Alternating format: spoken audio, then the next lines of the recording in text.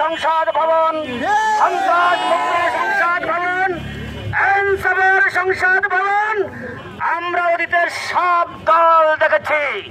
54 বছরের শাসন আমলে আওয়ামী লীগ দেখেছি, বিএনপি দেখেছি, জাতীয় পার্টি দেখেছি, দুর্নীতি মুক্ত বাংলাদেশ আমরা দেখতে পাইনি। সন্ত্রাস